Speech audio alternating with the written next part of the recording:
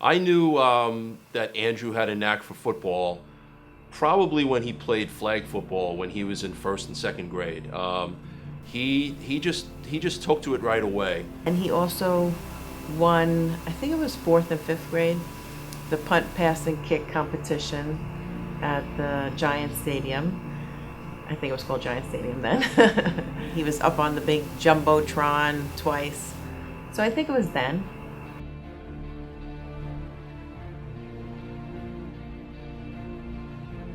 He's a really good team player. He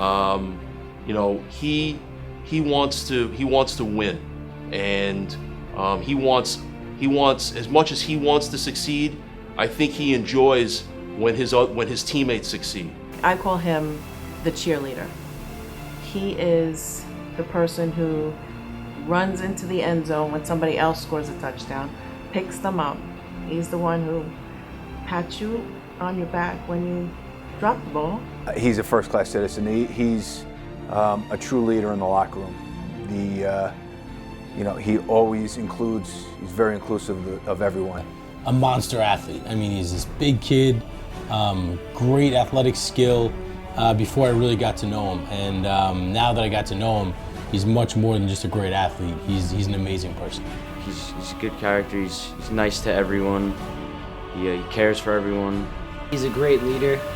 He tells people how they should be acting. If they're messing up, he tells them that they got to get their act together. He's very rigid. He knows how to conduct himself. Andrew Schultz is someone that will always be there for you. Someone who is nice to everyone, treats everyone respectfully.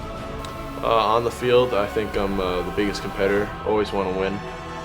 Definitely try to push myself to be the best that I can be. Off the field, definitely try to be the best student, best role model for people who look up to me. Definitely take more competitive classes in school and just try to be a good person.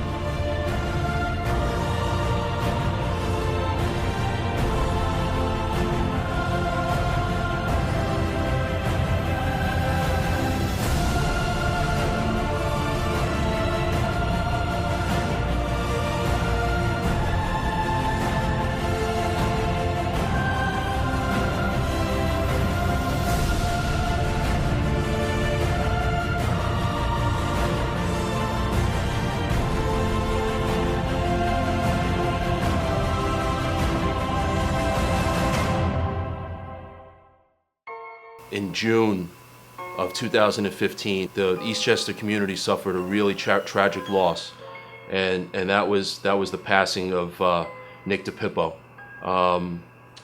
Nick was a student athlete at Eastchester. I believe he graduated in 2010.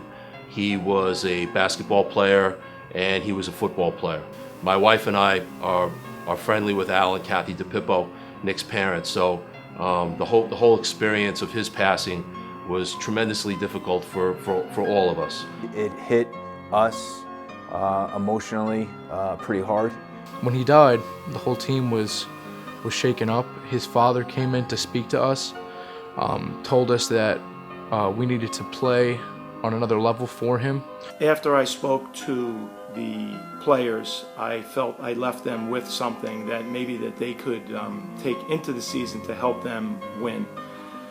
What I asked them to do was to dedicate themselves to the team activities, and what I mean by that is to be there for each other, to dedicate themselves by working out, and to keep themselves clean off the field. It was really emotional for me because I had known Nick, and it really touched me and gave me even more reason to want to go out and play this year for him, and definitely want to succeed for him, and essentially like we were playing for him.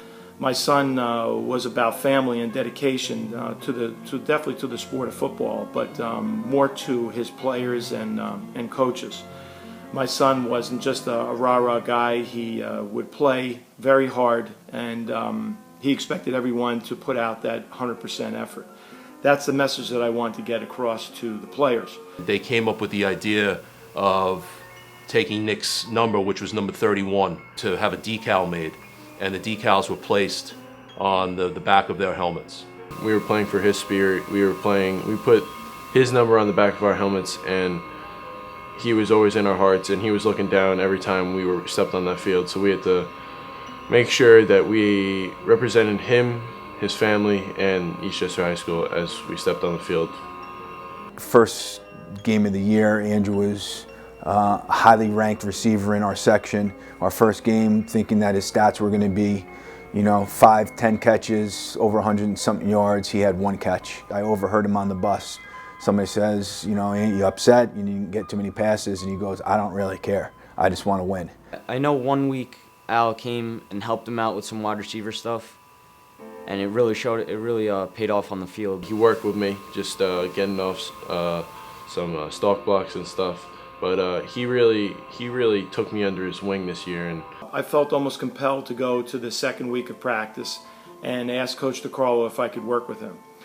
When Andrew was asked to come over to me, he didn't come over with his head down. He came over with a smile, and he came over with a handshake first.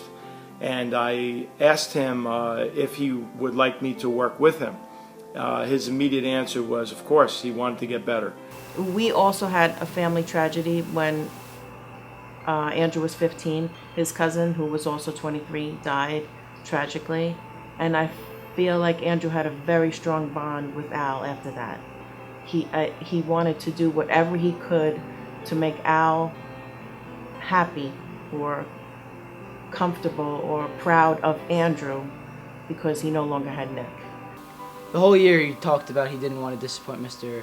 Pippo, and he was a lot more serious. I mean, he was serious to begin with, but he just seemed focused. he showed me how I really should play the game of football. Like, play every play like it's your last. I kind of wanted to essentially play for him because he was hurting this year a lot, and I kind of wanted to fill the role of a son that he had lost. But this year I really wanted to play for him and try to make him proud as well. Al had an impact on Andrew, but Al made it clear to this coach that Andrew had made an impact on him. And that was a very special moment for me. And that's something that I'll hold and remember for a long, long time. Having the heart of a giant, I think, in my mind, is doing things greater than yourself for the better good. For your community, for your school, in the world in general. I mean, seeing the bigger picture. Andrew is one of our leaders for our Student Athletic Council. He helps with our Eagle Impact program, which gives back to our community and our town and our school. And Andrew symbolizes that so well. He sees the bigger picture. It's not just athletics with Andrew, even though he's a phenomenal athlete. It's making sure every kid on his team is participating, feeling comfortable in class. I see it also, and he's just a great kid, really, really mature for his age. I think the heart of a giant is not just being the best player on the field, not being the best athlete, not having the best statistics. It's truly caring for your teammates, truly caring for the people in your town. It takes commitment, it takes dedication, it takes perseverance, it takes character. He's always looking out for other people. He knows how to conduct himself. The way he acts as like a role model to everyone in this community, he's a great example of what we should strive to be. Anything he does, on or off the field, he's always giving it his best. He has dedication to it. He always wants what's best for the team and not for himself. I believe that Andrew Schultz does have the heart of a giant. He's always smiling, even when we were losing. He'd always smile, inspire belief into us that we were gonna win, that even if we lost, it would be okay. Andrew has a heart of a giant because he is a dedicated individual to what this cause is all about, and that's helping others. For me, the meaning of having the heart of a giant is really going out and playing every single play like it's your last. You never know when you're going to be able to stop and look back on these memories that you had, and you're really going to miss them. And with Nick, who passed away, he didn't go out that night thinking he would pass away, but you just have to live your life every single day like it's going to be your last. Being committed and teamwork, and Andrew does have a big heart, so I just think he's all that. He is the heart of a Giant.